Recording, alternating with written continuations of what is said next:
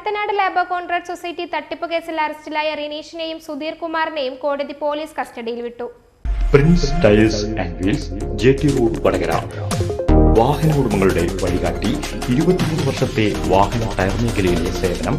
Kadathanad labour contract സൊസൈറ്റിയിൽ കോടികളുടെ സാമ്പത്തിക ക്രമക്കേട് നടത്തിയ കേസിൽ അറസ്റ്റിലായി ജയിലിൽ കഴിയുകയായിരുന്ന 2ാം പ്രതിയായ റിനീഷിനെയും 3ാം പ്രതിയായ സുധീർ കുമാറിനെയും കോടതി പോലീസ് കസ്റ്റഡിയിൽ വിട്ടു.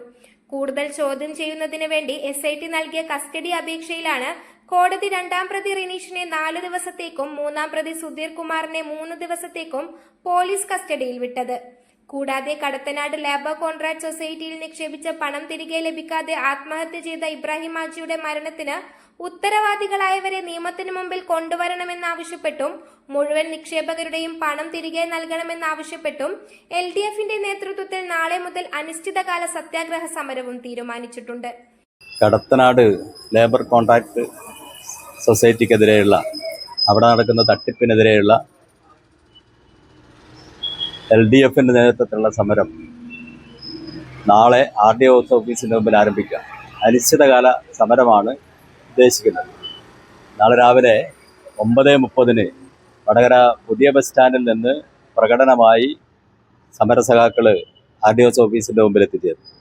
അവിടെ ആണ് പ്രദീപ് കുമാർ ഈ സമരം ഉദ്ഘാടനം ചെയ്യുന്നത്. ഈ സമരത്തിൻ്റെ മുന്നൊരുക്കം എന്ന നിലയിൽ എല്ലാ പ്രദേശത്തും ഓരോ ദിവസവും പങ്കെടുക്കേണ്ട സമര വളണ്ടിയർമാരെ തീരുമാനിച്ചു കഴിഞ്ഞിട്ടുണ്ട്.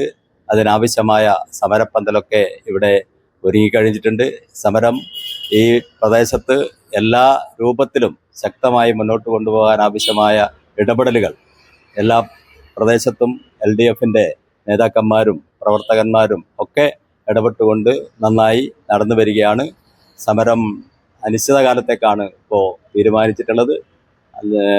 തുടർന്നുള്ള ദിവസങ്ങളിൽ വ്യത്യസ്ത രൂപത്തിലുള്ള സമരപരിപാടികളുമായി മുന്നോട്ട് പോകും. എന്തായാലും ഈ ഇബ്രാഹിം കുട്ടി ഹാജിയുടെ മരണത്തിന് ഉത്തരവാദികളായവരെ ഈ പോലീസിൻ്റെ അവരെ സംരക്ഷിക്കാനുള്ള നിലപാടാണ് യഥാർത്ഥത്തിൽ പോലീസിൻ്റെ ഭാഗത്തുനിന്ന് ഉണ്ടായിക്കൊണ്ടിരിക്കുന്നത്.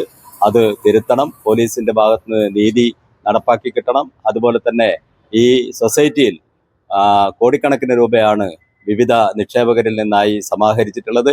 ആ നിക്ഷേപത്തുക മുഴുവൻ ആളുകൾക്കും തിരിച്ചു കിട്ടാൻ ആവശ്യമായ നടപടികൾ സർക്കാരിൻ്റെ ഭാഗത്ത് നിന്ന് ഉണ്ടാവണം എന്നുകൂടി ഈ സമരത്തിൻ്റെ മുദ്രാവാക്യമായി മുന്നോട്ട് വെക്കുകയാണ്.